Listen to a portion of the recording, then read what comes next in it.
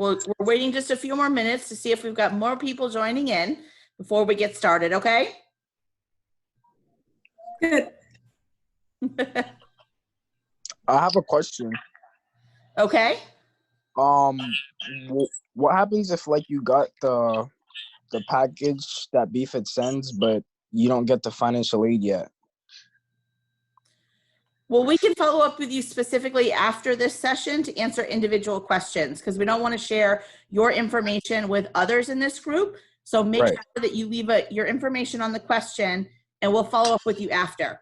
Right. Thank you. You're welcome.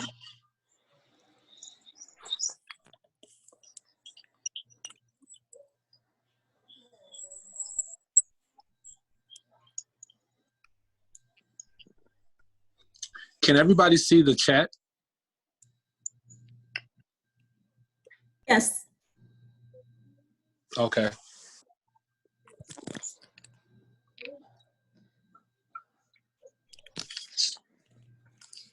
So what we can do is if anyone needs assistance with their financial aid, if you can put your full name and your email in the chat, what I can do is I'll record that, and then we'll be able to reach out to you after the session. So name and email, correct? Correct. Correct. Thank you.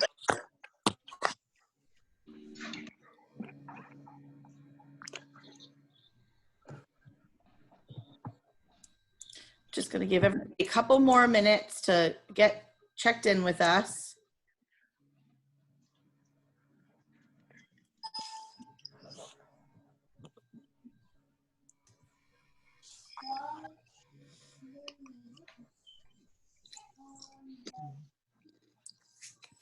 This is my first time doing a Zoom meeting for everybody, so we may have some technical difficulties, but if you guys bear with us, we'll get through it all. We'll answer all your questions, hopefully, and hopefully you'll find this informative and keep moving along in that admissions process. All right.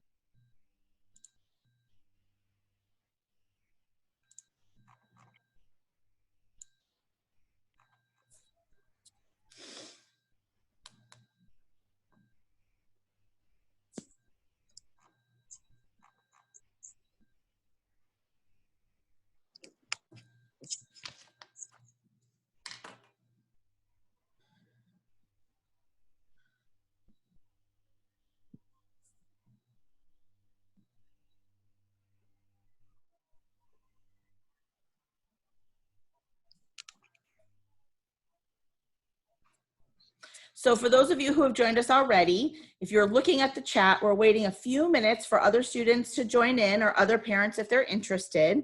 My name is Jamie Santiago. I'm the Director of Financial Aid at Benjamin Franklin Institute of Technology. In our session today is some colleagues of mine, Calvin Conyers, who is our Assistant Dean of Admissions, and the Director of Admissions, Min Chen. They'll be working with you and trying to answer questions in the chat feature. And I'm going to do my best to try to answer general questions, but we're just going to give it a couple more minutes and then we'll get started on our formal presentation. But I'm excited you guys are here. I know it's super tough being at home all the time. We're doing our best here at my house. I have a little 6-year-old and he's, you know, he wants to go play with his friends, but it's been really challenging, but he's doing a really great job. And, you know, I can't be more happy with hearing all the things that students are doing, you know, while they're outside of school at this point and doing e-learning, because it's a new road for all of us, I think. All right. So I think I'm going to go ahead and get started. Again, my name is Jamie Santiago. I'm the Director of Financial Aid at Benjamin Franklin Institute of Technology. Thank you all for joining me this evening. I know that this time of the year is really crazy with being kind of all in this quarantine and the coronavirus kind of spreading. We hear on the news all the time how scary it is, but as the people we are diligent, you know, we are people who persevere, and we are people who are resilient. And you guys who are joining us tonight are definitely people who are championing those messages, because you know that at some point there's going to be the next step in life, right? You're going to finish high school, or if you've finished school and are thinking about going to Benjamin Franklin to get an education, life has to go on. And so we're here to talk a little bit about how do you get through the financial aid process at Benjamin Franklin. The process can be overwhelming. It can be scary sometimes, and I certainly understand that. When I was doing it as a college student, nobody in my family had ever done it before, so I had nobody to ask. So my job here is to kind of give you an overview of what you should be expecting. And then, as I said before, we will certainly go ahead and follow up with students later this evening or tomorrow if you have individual questions. So make sure that if you have a question specifically about a financial aid award that you may have already received from the institution, you put your name and email in the chat feature so we can go back and connect with you directly, okay? Awesome. So for those of you who are just starting the financial aid process, one of the very first things you're going to want to do is you need to create what they call an FSA ID and password. The password is going to allow you a unique identifier to sign documents and log in and start your FAFSA. You're going to need that throughout the entire financial aid process. If you are under the age of 24 and unmarried, typically both you and a parent or guardian are also going to need an individual FSA ID and password. So make sure that when you start that process, you keep a good folder of information where you can write down that stuff, because you're going to need to reference it multiple times throughout the financial aid process, okay? I'm going to do a quick screen share to show you what the website looks like so that you know exactly where you need to go to start the financial aid FSA ID process. So bear with me.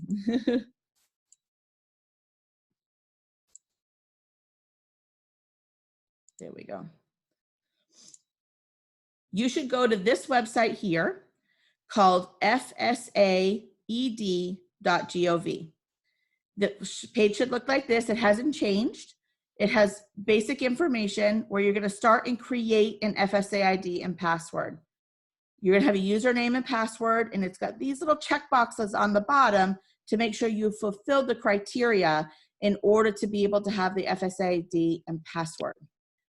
Once you enter that information into your page, you'll then be asked a series of demographic information: name, address, social security number, date of birth. Make sure that you have all that information readily available to you. The same process goes for a parent or guardian when they fill it out. They're going to ask them the same questions. One of the biggest challenges and things that our students have is that when you're making an FSA ID and password for yourself and one for a mom or dad or guardian, you're using the same email address. Make sure everybody has their own separate email address that they can access. If your parents don't have an email, create a simple one for them, Gmail, Yahoo, so that they can access it later on. Once you start to what we call commingle or mix your information with your parents' information, it becomes harder for us on the financial aid office and the Department of Education to separate your information from a parent or guardian. Okay? This, again, information you want to keep secure. You don't want to have it laying on your phone. If you come into the office and fill it out, if you bring paperwork with you, make sure you collected it all and take it home with you, because you don't want somebody else logging in, getting access to your personal information. Once you do that, you'll be ready to start the FAFSA. I'm going to share my screen one more time and show you the next website that you're going to go to. So the next website you're going to go to is called studentaid.gov. This is where you're going to see complete the FAFSA form. The one thing I want to make sure that you guys are aware of as you start this process is to make sure you're looking and reading for information. This is a free form. If you're on the FAFSA.com website and that website is asking you to pay for a service, That should be a big red flag. Stop, I'm not in the right place. Let me call the financial aid office for help and assistance because the form is free for you to submit, okay? Awesome. Once you log into your FAFSA, you're gonna use that FSA ID and password that you just created. That will allow you to make sure that your information is getting attached to your specific FAFSA, okay? When you're filling out the FAFSA uses a process called skip logic. Depending on how you yourself as an individual answer the questions, it's gonna ask you different kinds of questions. So not every single student is gonna have every single question that other students are gonna have. For example, a student who is married and has children have a very different sets of questions as opposed to a student who is unmarried and is still living at home with mom and dad. Or a student who is, say, from an international country, and this is your first experience going to college, and this is your first college experience in the US, so they're gonna ask you some different kinds of questions. As you fill out your FAFSA, one of the things you want to do is make sure that you are answering the questions to the best of your ability. There are some questions they're not gonna let you skip. You're gonna have to complete them in order to move on. When you find yourself you have questions, do your best to answer, but make note of them because we can always go back and help you make corrections if we need to, okay? Excuse me. The other thing is, as you are navigating through the FAFSA, one of the things you want to remember is in the bottom right-hand corner of your page, there's a previous and a next button. Those are the page navigation bars that you'll use to go from page to page to page. If you get stuck and need to go back, always use the previous button. If you use the back button on your web browser, it's gonna kick you out of your FAFSA and you're gonna have to start all over again. It's okay, but it can get annoying sometimes. So do your best to try to use those buttons on the bottom because it will allow you to navigate from page to page to page. When you first start, your FAFSA will fill in all the demographic information that you already supplied when you did your FSA ID, name, address, date of birth, social security number, email. That should automatically populate. As you move into the next stage, one of the things it's going to ask you right away is what school you want to attend. In this process, obviously, we want you to list Benjamin Franklin Institute of Technology. And we have a specific code, and I'll give it to you now, but if you don't remember it, it's okay. You can always call, send us an email, and we'd be happy to give it to you over the phone. There's also a search feature right on the FAFSA. Our code is 002151. I'll repeat it one more time, 002151. That's a code specifically designated for Benjamin Franklin. If you're filling out your FAFSA with lots of other colleges, you can list up to 10 colleges to receive your FAFSA. That is the way that the Department of Education knows I need to email this information to these colleges for this student. Remember, up to 10. Excuse me. The next few pages you're going to want to be doing is it's going to ask you information about the high school that you're attending or had attended. So you want to have that information as well. Hopefully you know the city and the state in which your high school was. If you attended high school from a foreign institution, that's okay. There's an option to list a foreign high school as well, okay? As you go through that section, you're going to be getting into questions about your financial situation, your financial circumstance. The first place it's going to start is with the parental information. For those of you who are required to have a parent with your FAFSA, parent information must be supplied, okay? It is imperative that they supply information. It doesn't mean that they're going to be responsible, that we're going to be asking them for money, because sometimes parents get a little nervous, and that's understandable, but we have to get that information in order to move through and process through the FAFSA. The easiest way to do that is when you start to fill in your FAFSA is go ahead and have your parents' 2018 tax return if you are applying for the 2020-21 school year. Use that to supply the information. If you can, use what they call the IRS data retrieval tool. It will allow you to use your parents' FSA ID and password to log directly into the IRS website and link those taxes into your FAFSA, excuse me, and automatically transfer the information, which makes filling out the FAFSA much, much easier.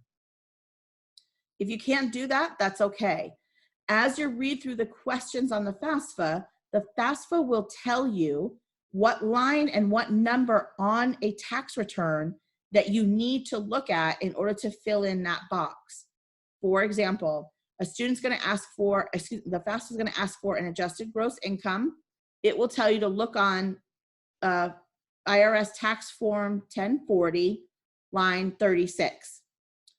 So read through it as carefully as you can. Again, if you get worried that you've answered the questions incorrectly, it's okay.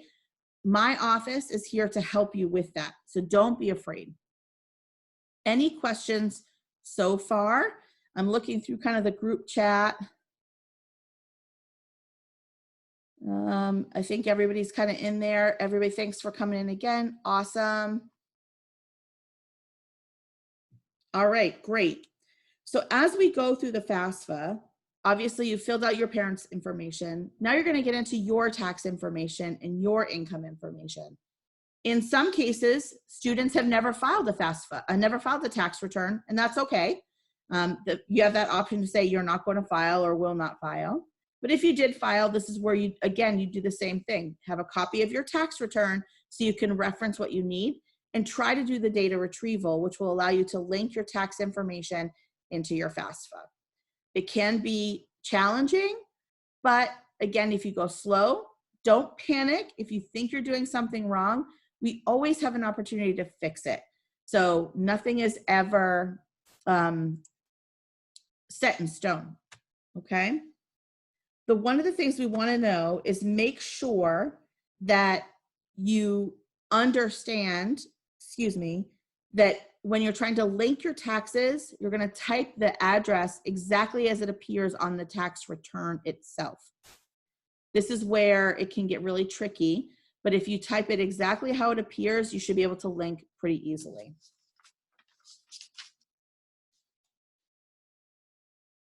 If you're lucky enough to be able to use the data retrieval tool and can link your FAFSA in, there's a little button on the IRS website called hit transfer now. You want to make sure you click that radio button, which will then transfer the information from the IRS taxes onto the FAFSA. That's sometimes a little step that people miss, but that's okay. And that will help you move all that information into your FAFSA. I did see one question, so I want to take a quick pause. Yes, international students, they don't apply for federal financial aid if you're not a US citizen or permanent resident, but you can apply for financial aid from the institution. So there isn't a separate process. You just need to let the admissions office know when you're working with them, you're interested in receiving financial aid, and they will work with us directly to help put together a financial aid package for you if you're an international student.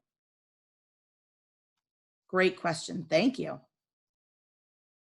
All right, awesome. Once you get your FAFSA completed, you're going to sign off on the bottom or the last page. You're going to click the information, make sure you have used your FSA ID and password, hit sign this FAFSA, both for you and a parent or guardian, and hit submit. Once you hit submit, we know the FAFSA is completed and it's in the Department of Education's hands to get processed. Woohoo! That's the objective for us. We want to make sure that you can get it submitted, because once we get it submitted, that then starts the process for us to work with. You will get in 2 days, or typically even shorter than that, what they call a student aid report. The student aid report is a summary of the information you provided on your FAFSA. It's important for you to review that information, look for any errors. If we need to make corrections, again, contact our office and we'll be happy to help you make corrections if you need to. It's going to take 3 to 5 days for that FAFSA information to get to our office electronically.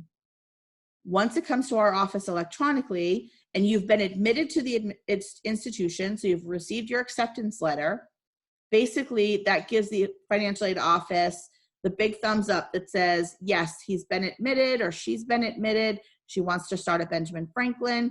Here's her FAFSA information. And then we will review that FAFSA information and put together a financial aid award letter. The award letter is really what you're looking for. The award letter will explain all the financial resources that you can utilize to help fund your education at Benjamin Franklin or at any other institution that you're choosing. For the most part, the financial aid award letter that you're going to get from Benjamin Franklin are going to have some very basic elements. It's going to have elements about any federal grants that you're eligible for, so the free money that you want for your education. It will also tell you whether you're eligible for a Massachusetts state grant, which is again free money. And an important note here, you want to do your FAFSA before May 1st in order to be eligible for that state grant. So you got about a month to get it done if you haven't done it already. Our award letter will also include institutional grants and scholarships from Benjamin Franklin. Money from Benjamin Franklin that we award or give to you to help with your balance and your cost of attending. The other element and part of your award letter will almost likely include some student loans. Not every student has to take them. Not every student wants to take them, but we do offer them to students as a resource. For more information specifically about loans, I would encourage you to talk with our office directly one-on-one so we can answer all those basic questions, okay? What happens is we look at those resources and then we then build a financial plan to make sure that you coming to Benjamin Franklin is going to be affordable for both you and your family. We want to work hard to make sure that you can get access to the education that you want at BFIT. And BFIT really believes that with an education, you can really change the world and really get access to an education and a career that's going to be incredibly lucrative. So don't let the financial aid process or the bill worry you. When you have questions, please talk to us. We want to help. We are willing to help. We have the ability to help. Talk to us early. Both myself and my colleagues in the financial aid office are here to help you all the way through. We'll never just leave you by yourself, okay? When you're doing your FAFSA, you want to make sure that you have filled out your FAFSA for every year that you're enrolled at the institution. So if you're starting in your freshman year in our automotive program, you're going to do a FAFSA now. And then in October, you're going to want to do your FAFSA again for your second year. If you then want to come back for your automotive management bachelor's degree, you're going to do it again and you'll do it again. But each time you do it after the very first time is a much easier process. You're doing what they call a renewal FAFSA. If you filed a FAFSA and you were attending an institution before, you can obviously use a renewal FAFSA to start at Benjamin Franklin as well. You'll get reminders from our office via text message, via email, as well as regular mail on when you should be doing these things. And again, our office will help you through everything that you need to get done. So somebody asked a question, if we pay for college, how does it work? Is it like rent or housing, or is it annual? Great question. Colleges typically will have you have a billing statement each semester that you're enrolled. At least that's the way it is at Benjamin Franklin and most other colleges. So when you start Benjamin Franklin, you'll notice your financial aid is scheduled to you or awarded to you for the entire academic year. But half of that financial aid is for the first semester, and half of that financial aid is for the second semester. Typically, we want to have your bill paid and financial plan in place by August 1st in the fall semester, and December for the spring, and again in April for the summer semester if you're choosing to do summer. So things to keep in mind. That's a great kind of timeline question. Let's see, I'm just kind of looking for any other questions. I know we've had a few people that are kind of joining in a little late. Let's see. Awesome. You guys have been great. I'm so appreciative of all of this. You Yeah, folks. okay. So if you guys want to ask a general question, I'm here to answer questions if you'd like. No sé. ¿Cómo? Se te un poco sexy. Anybody have any questions?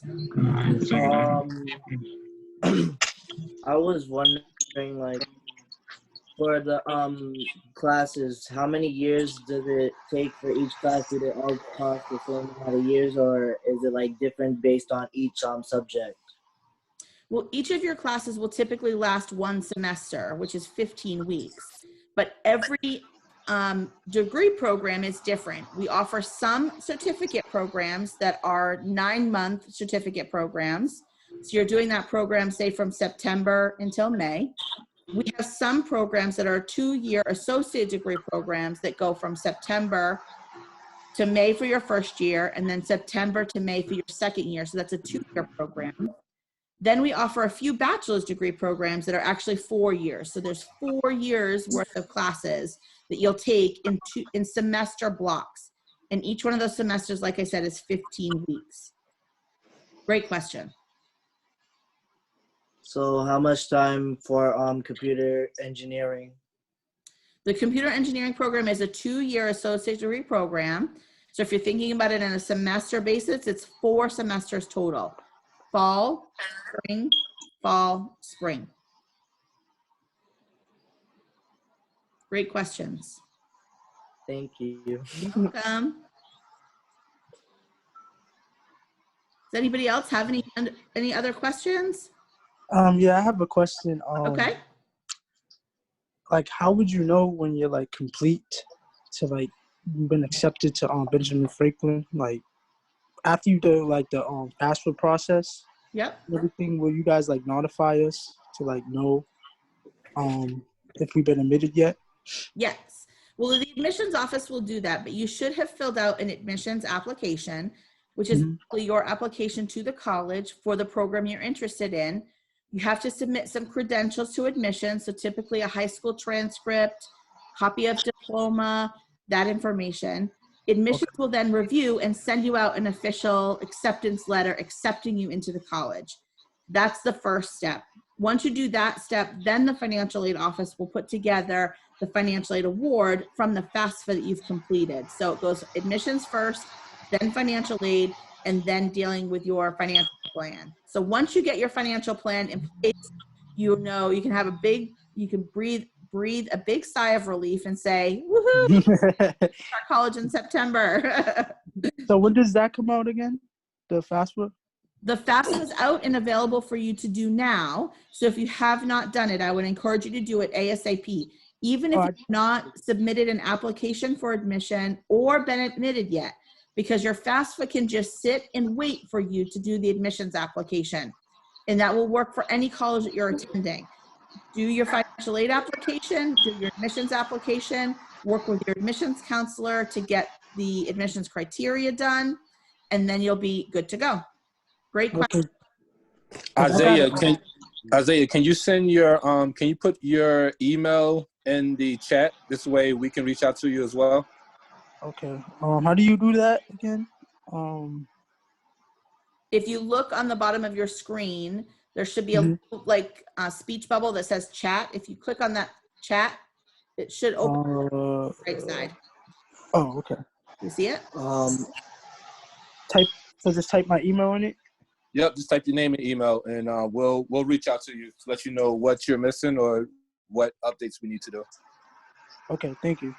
No problem. Awesome. Jovan, go ahead. So I've forgotten that there was supposed to be a placement test, and due to the whole coronavirus, I haven't been able to go and do it. So like, is there like a way I could do it online, or do I have to wait till like quarantine's over? That, Jimmy, I'm stepping in. Go ahead. So that's a great question. We're actually waiting. We're trying to figure out what's the best way to go about this. This is a situation that all colleges are dealing with right now. Right now, we're holding it off until there's a better sense of when we can start to have gatherings on campus. So I would say just stay tuned. When we do open back up for placement tests, we'll send out a mass text and email as well. Understood. Thank you so much. No problem. Any other last minute questions?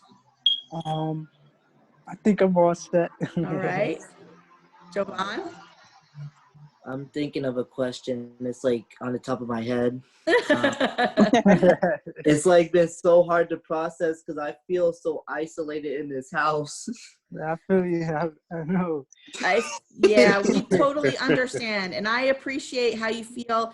I will tell you the one thing that has been encouraging through all of this is how resilient you guys are as students.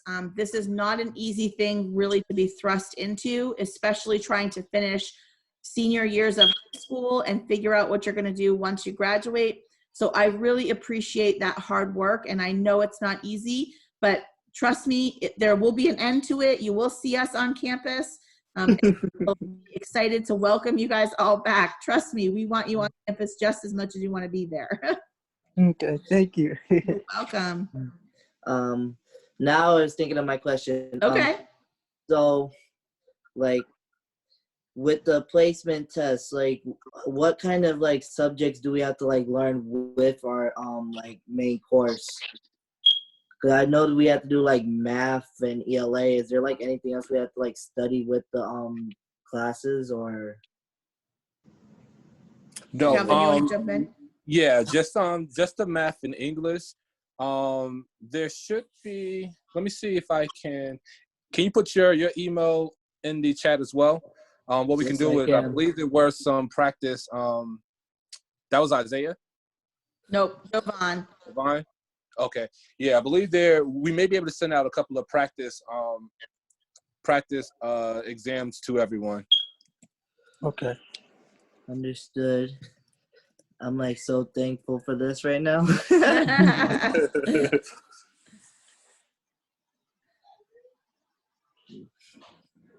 Yeah, that's what we do. We'll send out a practice link to everyone. This way, everyone can at least have something to do while they're at home. Okay, I appreciate that. Definitely. I'm very thankful for this.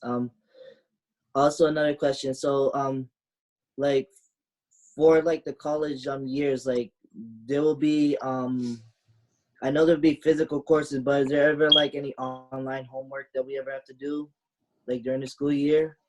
Go ahead, Calvin. It's funny because prior to the COVID-19, we didn't really offer a lot of online courses, but I mean, it's a gift and a curse because now we're doing everything virtually online. So there is a high possibility that you will have some online homework, potentially some classes as well. That's good. That's good. I'm like still so new to this. I'm like, oh Me my too. God, I got some questions for college. But I mean, all of us are. Yeah, I think the big thing is just knowing that only thing you have to do is just send us out an email. You know, you can reach out to admissions or financial aid. I think Shawnee put Jamie's and Shawnee's email in the link. So Yep. Anything regarding financial aid, you can definitely reach out to either one of them. I'll post my email as well. So anything regarding admissions or the placement test, we can send you out information about that as well. And if for some reason you lose our contact information, you can always visit our website at www.bfit.edu and click on the COVID-19 information link right on the top of our page. And that will take you to all these recorded sessions and links of all the most important people that you need to contact. So there'll be email references and phones there. Okay. Thank you so much. Thank you very much. You're welcome. Thank you guys and have a wonderful evening again. I thank you for your resiliency and I'm looking forward to seeing you guys on campus in September. Okay, thank you. Look forward to seeing you too. All right. I feel blessed to be on this chat. Thank you. Awesome. Thank you. All right. All right.